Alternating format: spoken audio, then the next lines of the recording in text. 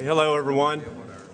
I want to begin by thanking Governor Perry, Senators Nichols and Patrick, and many of my fellow co-authors from the Texas House for supporting what I believe is one of the most important measures the Texas legislature has pending before it this session.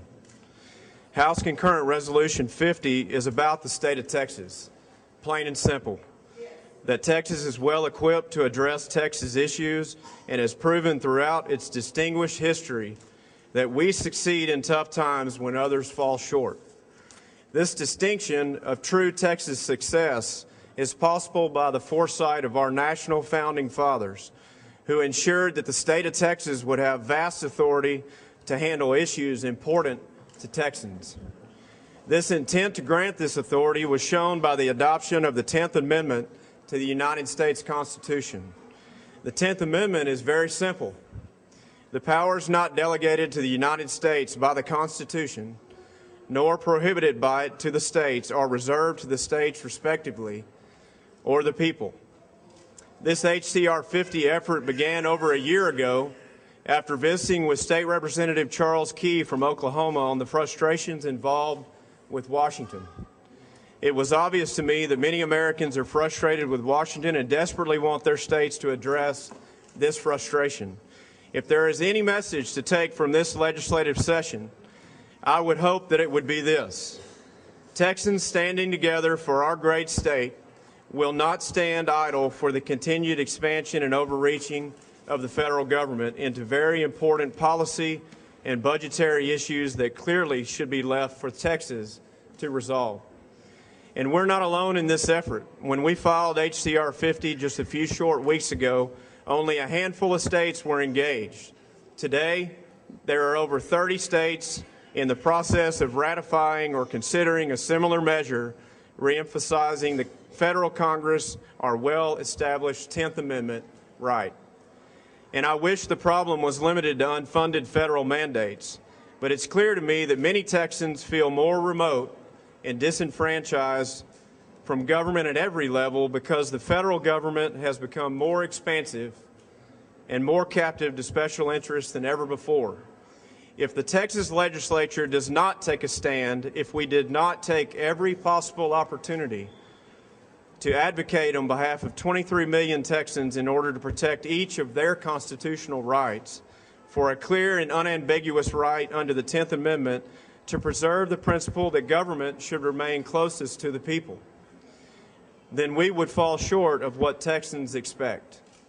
You see, the premise behind the 10th Amendment is that government is best when it's closest to the people, and everyday citizens have a much greater opportunity to express their opinions to their mayor or their state representative or state senator than they rarely ever could to the highest offices in Washington. We collectively are asking and demanding for Texans to be free to do what we do best. And let's compare what we do best. In Texas, we balance our budget, each budget cycle, for the 9th largest economy in the world. We created almost 50% of the new jobs for the entire country from October 07 to October 08. And over the last 6 years, we've created 1 million jobs. In this most difficult of global economic times, we came into this legislative session with a multi-billion-dollar state budget surplus. I would say that alone indicates Texas does it better than Washington.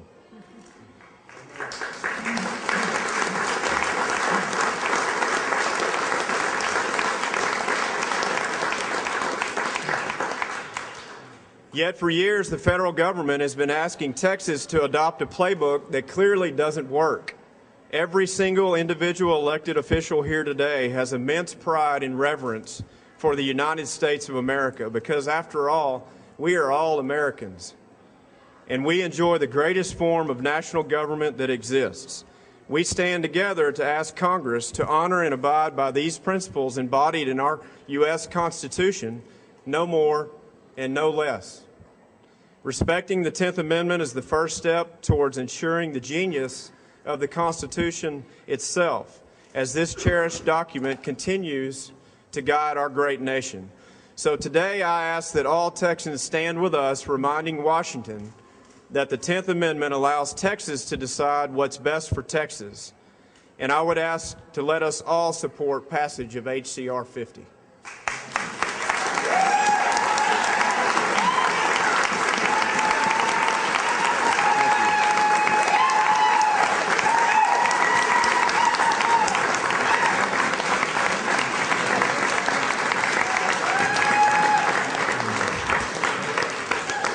So at this time, I'd like to introduce Senator Robert Nichols, who is the author in the Texas Senate of this same resolution. Thank you very much. Thank you, Brandon.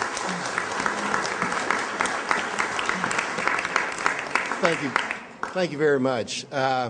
You know, we live in a sophisticated world, and every once in a while it's important to back up and review core principles. That is exactly what our founding fathers did when they established the Constitution. They wanted to come back in the Bill of Rights and establish certain 10 basic core principles, some of which are freedom of speech, freedom of the press, freedom of worship, the right to bear arms. And number 10 specifically states that those authorities they are not granted in the Constitution, they will not and shall not grant or impose onto the states. It is time for Texas to send a message back to Washington not to impose your will on us when you are never granted that authority in the first place. So I'm proud to be the Senate sponsor of the resolution that we can carry that message back. I want to thank Brandon, Creighton for bringing it up in the House, and I want to especially thank Governor Perry for his support of this position and all the other men and women who are authors, co-authors, are standing up to send that message. Thank you very much.